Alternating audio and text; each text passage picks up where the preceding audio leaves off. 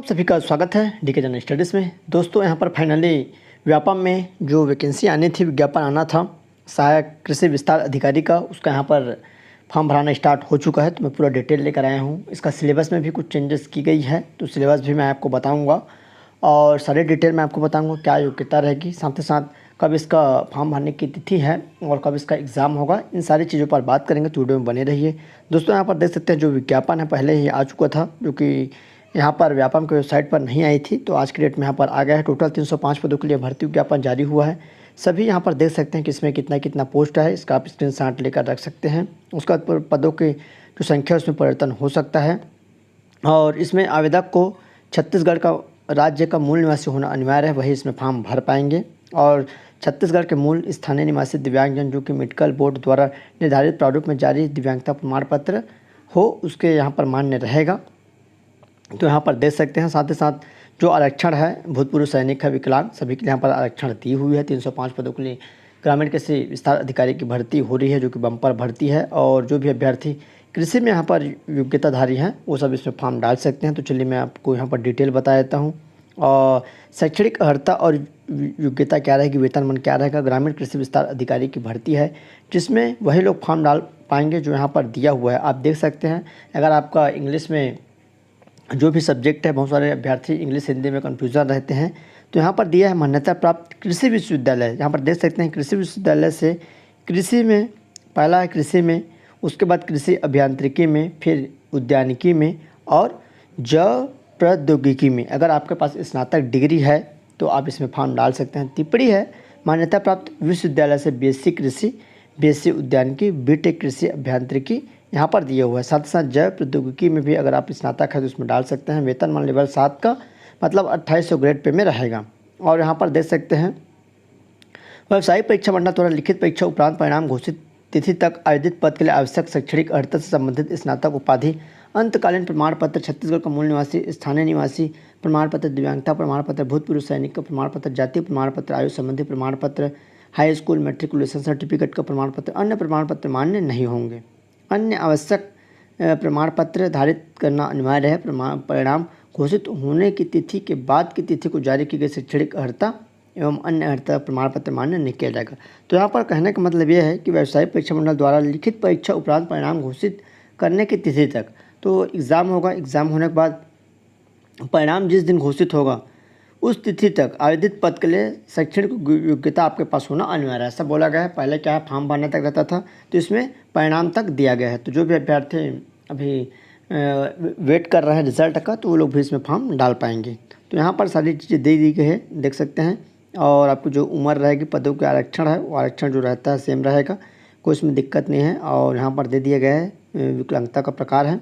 ग्रामीण कृषि विस्तार अधिकारी के पद के लिए कम से कम 21 वर्ष आपको होना चाहिए। अधिकतम आपका 35 वर्ष रहेगा। छत्तीसगढ़ के निवासियों के लिए 40 वर्ष। उसके बाद भी ST SC OBC को यहाँ पर 5 वर्ष की छूट रहेगी। छूट मिलाकर 45 साल तक का फॉर्म डाल पाएंगे। ये जानकारी रही। आइए, कब से फॉर्म भराना स्टार्ट होगा, कब तक रहेगा और कब इसका एग्ज़ाम होगा, सारी चीज़ें मैं आपको बता देता हूँ। तो चलिए आगे बढ़ के जनरल स्टडीज़ में। दोस्तों, जो भी अभ्यर्थी छत्तीसगढ़ व्यापम में जिला सहकारी अपेक्स बैंक की तैयारी कर रहे हैं, उनके लिए यहाँ पर एक बहुत ही अच्छा न्यूज़ है। जी हाँ, 15 मॉडल प्रश्न पेपर आप सभी के लिए मैं यहाँ पर लेकर आया हूँ, जो कि मॉडल गेसिंग पेपर रहेगा, जिसमें उत्तर सहित आपको PDF दी जाएगी।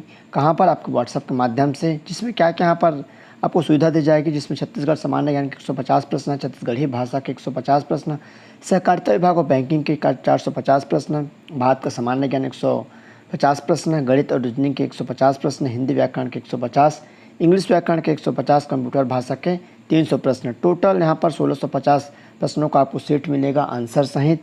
इसको लेने के लिए आपको मॉडल सेट लेना है तो तत्काल मेरे को व्हाट्सअप कर सकते हैं, इसका रिप्लाई दिया जाएगा। इस नंबर पर व्हाट्सअप कर सकते हैं, सारी डिटेल वहाँ पर मिल जाएगी। बहुत ही कम चार्ज पर आपको दिया जाएगा, इसके लिए चार्जेबल है। आप मेरे को वहाँ पर व्हाट्सअप कर सकते हैं, तत्काल रिप्लाई दी जाएगा।